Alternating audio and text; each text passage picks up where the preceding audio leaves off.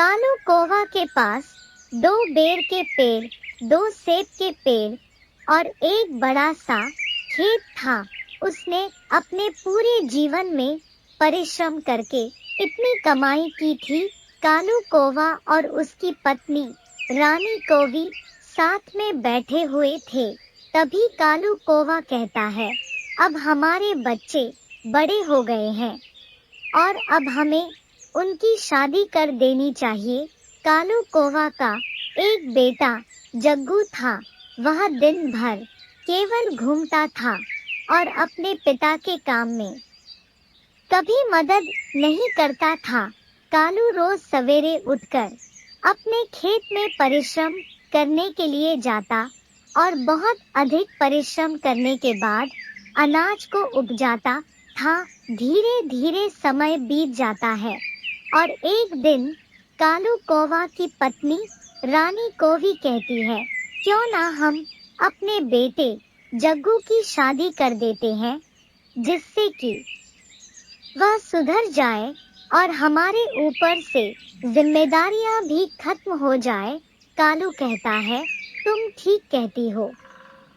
अब हमें अपने बेटे की शादी कर देनी चाहिए और अपने इस काम से मुक्त हो जाना चाहिए और अब हम भी अच्छी जिंदगी जिएंगे। हमने अपने जीवन में बहुत परिश्रम किया है। धीरे धीरे समय बीतने के बाद कालू कौवा की शादी एक कौवी से करा दी जाती है। दोनों बहुत ही खुश थे। एक दिन जग्गू कौवे की पत्नी कमरे में बैठी जग्गू से कहती है, आप अपना हिस्सा क्यों नहीं ले लेते हैं? हम कब तक एक ही कमरे में रहेंगे? आप अपने माता पिता से बोल दीजिए कि वह कहीं और चले जाए और हम यहाँ पर फैलकर रहेंगे। यह सुनकर जग्गू कौवा भी अपनी पत्नी की बातों में आ जाता है और अगले सुबह अपने माता पिता से कहता है, आप लोग यहाँ से कुछ दिनों के लिए कहीं चले क्यों नहीं जाते हैं?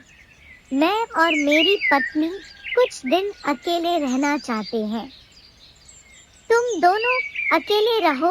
कालू कौवा अपनी पत्नी रानी कौवी को लेकर अपने पुराने टूटे हुए घर में चला जाता है। रानी कौवी कहती है, आपने इतनी परिश्रम करके पूरे जीवन इतना सब कुछ बनाया और अंत में हमें कुछ नहीं मिला। ऊपर से हमारे बेटे ने हमें ही हमारे घर से निकाल दिया। सुनकर कालू बोला, जाने दो, भाग्यवान हमारे किस्मत में यही था, लेकिन यह तो देखो हम तुम साथ हैं। कालू कौवा अपने खेत पर काम करने के लिए गया था। वह अपने खेत की जुताई कर रहा था। तभी उसे लाडो चिड़िया वहां आकर कहती है, सुनते हो कालू भैया, रानी कौवी बहुत बीमार है और वह बिल्कुल भी चल नहीं पा रही है। सुनकर तुरंत कालू अपने घर आता है और रानी कौवी बिस्तर पर पड़ा देखता है। बहुत परेशान हो जाता है। रानी की मृत्यु हो जाती है। कालू कौवा अकेला पड़ जाता है और वह अब सोचता है कि अब मैं अकेले यहाँ रहकर क्या करूँगा? अब मैं अपने बेटे बहू के साथ रहूँगा। कालू बाहर से अपने बेटे बहू का दरवाजा खटखटाता है और कहता है, मुझे कुछ खाने के लिए दो, मैं बहुत भूखा हूँ। इतने पर जग्गू कौवा की पत्नी कहती है, खाना तो बहुत थोड़ा सा है, तुम जाकर अपने पिता से बोल दो कि कल आकर खाना खा लेंगे, आज खाना खत्म हो गया है। जग्गू बाहर जाता है और अपने पिता से कहता है, खाना तो बहुत स्वादिष्ट बना था, लेकिन आपको थोड़ी देर पहले आना चाहिए था, खाना खत्म हो गया है। यह सुनकर उदास कालू वहां से चला जाता है और मन ही मन कहता है, रानी कौवी तुम मुझे छोड़कर क्यों चली गई?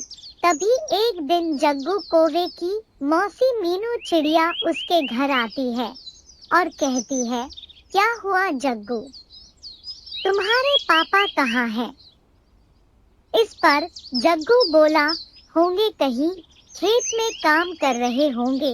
तभी मीनू मौसी बोलती है, तुम्हारे पिता ने बहुत परिश्रम करके तुम्हें पाला है। वह बिना खाए पिए रहता था, लेकिन तुम्हारा पेट पालता था। यह सुनकर जग्गू कौवे को अपनी गलती का एहसास होता है और वह अपने पिता को अब अपने साथ हंसी खुशी रखता है। लाडो चिड़िया की बेटी कुकू और कालू कौवे का बेटा जग्गू दोनों साथ में अनाज की तलाश में गए हुए थे। दोनों बहुत ही छोटे थे, इसलिए जहाँ भी जाते थे साथ ही जाते थे। रास्ते में अचानक से दोनों को बाज पक्षी का बच्चा मिलता है। वह भी बहुत छोटा था।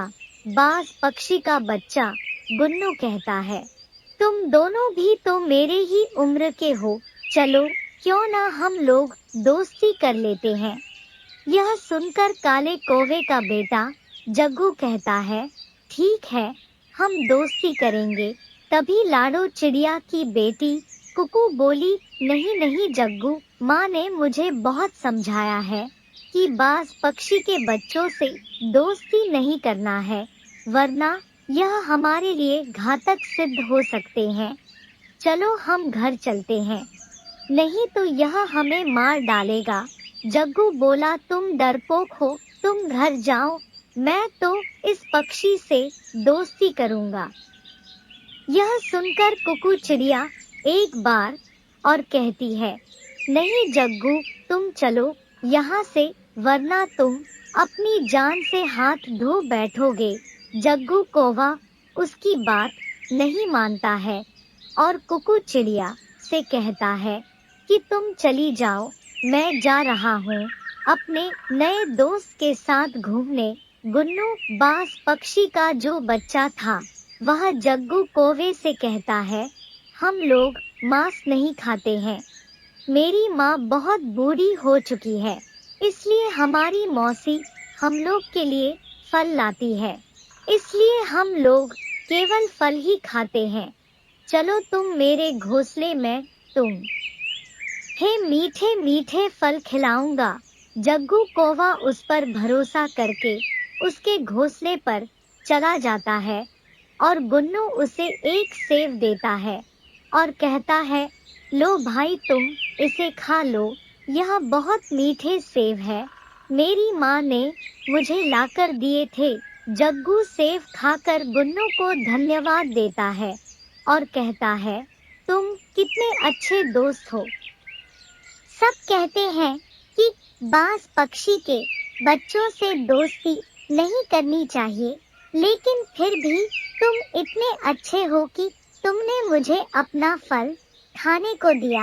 गुन्नू कहता है, नहीं दोस्त, मेरी माँ ने कभी भी मांस नहीं खाया है और वह हमें हमेशा सिखाती है कि सभी के साथ मिल बांट कर रहना चाहिए। धीरे धीरे शाम हो जाती है और जग्गू कौवा कहता है, अब मुझे जाना चाहिए।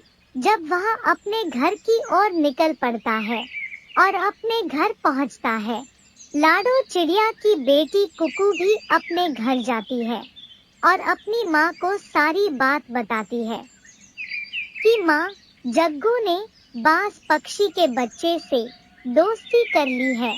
मैंने उसे मना किया था कि वह उससे दोस्ती ना करे, लेकिन उसने मेरी एक ना सुनी और उसके साथ चला गया।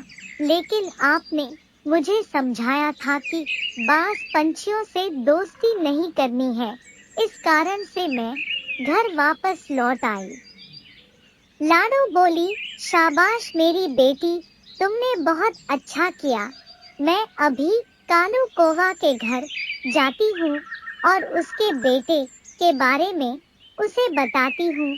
जैसे ही लाडो कालू कौवा के घर जाती है और कुछ कहना ही चाहती है, तभी कालू कौवा का बेटा अपनी माँ और पापा को सब कुछ बता देता है। कालू अपने बेटे की इस बात को सुनकर बहुत गौरवान्वित महसूस करता है। और लाडो से कहता है, तुम मुझे कुछ मत बताओ, मेरे बेटे ने मुझे सब कुछ बता दिया है। तुम यहाँ से जा सकती हो क्योंकि तुम्हें जलन हो रही है कि हमारा बेटा एक बांस के बच्चे का दोस्त है। अगले दिन सुबह जग्गू और कुकू अनाज की तलाश में फिर जाते हैं। गुन्नू कहता है, आ गए मेरे दोस्त, आओ बैठो, यह देखो मेरी मौसी ने हमें मीठे मीठे फल ला कर दिए हैं। तुम अपने मम्मी पापा के लिए भी यहाँ से फल लेकर जाओ। तभी गुन्नू की माँ बाज पक्षी वहाँ आ जाती है और कहती है, हाँ हाँ बेटा, तुम यह फल जरूर लेकर जाओ। मेरी बहन ने इस फल को बहुत दूर से भिजवाया है। बाज पक्षी कहता है, तुम कल अपने मम्मी पापा को भी यहाँ लेकर आना, हम उनसे मिलना चाहते हैं कि तुम किस बहादुर पक्षी के बच्चे हो। यह सुनकर जग्गू कौवा बहुत खुश हो जाता है और जग्गू कौवा फल लेकर अपने घर आ जाता है। जग्गू के जाने के बाद बाज पक्षी कहता है, बेटा तुमने बहुत अच्छा शिकार फंसाया है। कल हम इसकी मम्मा पापा और इसका शिकार करेंगे और तुम्हारी मौसी को भी मैं यहाँ बुला लेती हूँ। हमें मांस खाए बहुत दिन हो गया। इनके मांस बहुत मीठे मीठे होते हैं और सभी सो जाते हैं। अगले सुबह जग्गू अपने मम्मी पापा को लेकर बाज पक्षी के घर के लिए निकल पड़ता है। तभी रास्ते में उसे कबूतरी रानी नजर आती है और वह कहती है, तुम तीनों कहाँ जा रहे हो? इस पर कालू कौवा बोला, तुमने हमें टोक दिया। हम अपने बेटे के साथ उसके दोस्त बाज पक्षी से मिलने जा रहे हैं। यह सुनकर कबूतरी रानी कहती है, तुम लोग पागल हो चुके हो। वह तुम लोगों का जब मांस खा जाएगी तब तुम्हारी अकल खुलेगी, मत जाओ। यह सुनकर कालू बोला, तुम हमसे जल रही हो, हम तो जाकर ही रहेंगे। और वह सब बाज पक्षी के घर पहुंच जाते हैं और देखते हैं कि वहां पर बाज पक्षी उसकी मौसी और गुन्नू पास बैठा हुआ है। सभी आपस में बात कर ही रहे थे। तभी अचानक से तीनों ने मिलकर जग्गू कौवे के परिवार पर हमला कर दिया। बार की बात है, लाडो चिड़िया बहुत ही छोटी थी। वो अपने बहन मीनू के साथ घोंसले में रहती थी। लाडो चिड़िया की माँ रोजाना दाना लेने दूर जाया करती थी और अपने बच्चों का भरण पोषण करती थी। एक दिन लाडो चिड़िया की माँ दाना लेने गई और रास्ते में एक शिकारी ने लाडो चिड़िया की माँ को घायल कर दिया, जिससे उसके पंख टूटकर गिर गए और वह बेहोश हो गई। पास ही बैठा कालू कौवा सारी चीजें देख रहा था और वह भागते हुए लाडो चिड़िया के माँ के पास गया और कहने की, बहन तुम्हें ये क्या हो गया? चलो हम तुम्हें डॉक्टर के पास ले चलते हैं। लाडो चिड़िया की माँ धीमी आवाज में कहती है कि कालू भैया, अब मेरे अंदर शक्ति नहीं रह गई। अब लगता है कि मेरी जिंदगी इतनी ही थी। कृपया आप मेरे दोनों बच्चों का ध्यान रखिएगा।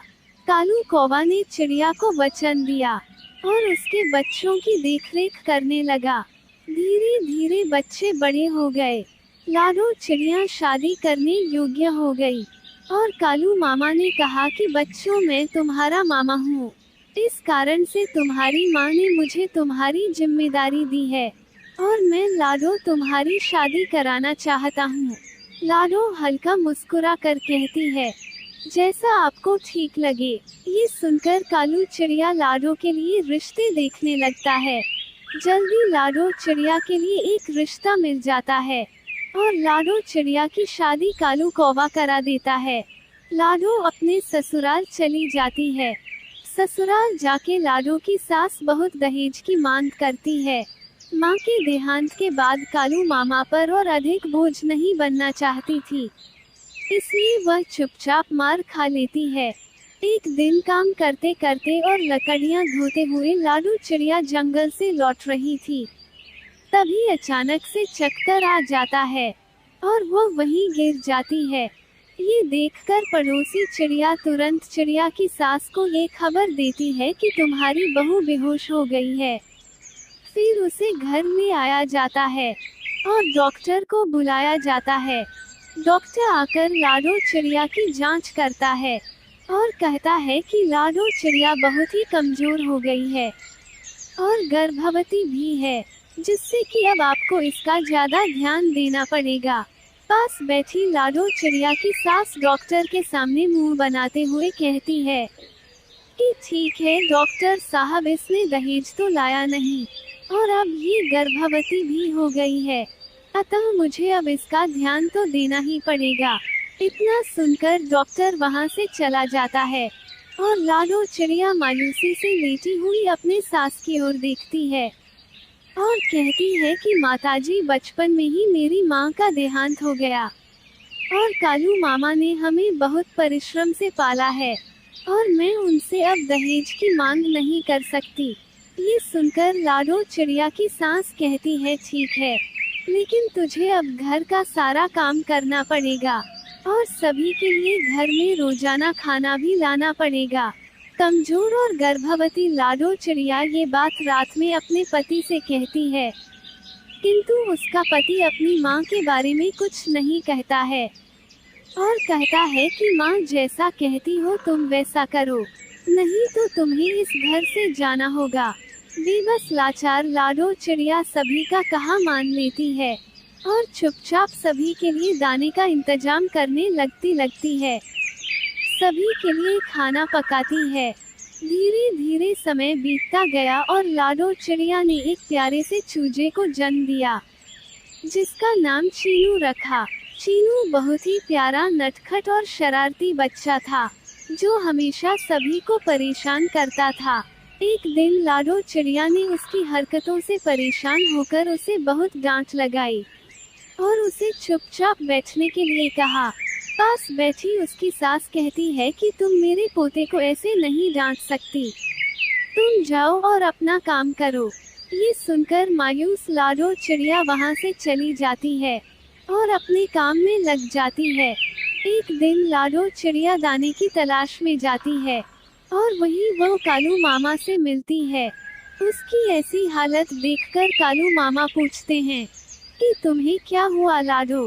लाडो अपना दर्द छुपाते हुए कहती है कि कुछ नहीं मामा, मैं ठीक हूँ, मेरी बहन कैसी है? कालू कौवा कहता है कि वह भी बहुत अच्छी है और तुम्हें याद करती है। तुम बहुत मायूस हो, पहले तुम बताओ कि हुआ क्या है। लाडो अपनी सारी आपबीती अपने मामा को बताती है। ये सुनकर मामा को बहुत क्रोध आता है और वह लाडो चिड़िया को एक सीख देता है कि अब तुम्हें घर जाने की आवश्यकता नहीं है, तुम मेरे साथ मेरे घर चलो और अपने परिवार वालों को थोड़ा परेशान होने दो, तभी उन्हें तुम्हारी कदर समझ में आएगी। ये सुनकर लाडो चिड़िया दिल पर पत्थर रखकर कालू मामा के साथ चली जाती है। रात हो जाती है और लाडो की सास लाडो का इंतजार कर रही थी, लेकिन लाडो लौटकर नहीं आती है। सभी भूख से बहुत व्याकुल थे। अंततः सुबह लाडो चिड़िया की सास लाडो को ढूंढने के लिए निकल पड़ती है और चारों ओर लाडो को ढूंढती है, लेकिन लाडो कहीं नहीं मिलती है और अंत में वह कालू मामा के घर जाती है और कहती है कि क्या लाडो यहाँ आई है। ये सुनकर कालू मामा कहते हैं कि नहीं, लाडो नहीं आई है और रोते हुए लाडो की सास कहती हैं कि मुझे अपनी गलती का एहसास हो गया। लाडो बहुत ही प्यारी बच्ची है और मैंने उसके साथ बहुत अत्याचार किया है। मैं अब उसे खुशी खुशी घर ले जाने आई हूँ। कृपया आप मुझे बता दो लाडो कहाँ है। मैंने उसके साथ बहुत गलत किया है, अब मैं उससे माफ़ी मांगना चाहती हूँ। ये सुनकर लाडो बाहर आती है और अपने सास के गले लग जाती है और कहती है कोई बात नहीं, मैं अब आपके साथ चलूंगी। और लाडो चिड़िया अपने घर आ जाती है, जिससे कि फिर कभी लाडो की सास लाडो को परेशान नहीं करती और लाडो हंसी खुशी अपना जीवन व्यतीत करने लगती है। इस कहानी से हमें ये शिक्षा मिलती है कि हमें हमेशा सबकी कदर करनी चाहिए। इस वीडियो को लाइक करें, हमारे चैनल को सब्सक्राइब कर बेल आइकन जरूर प्रेस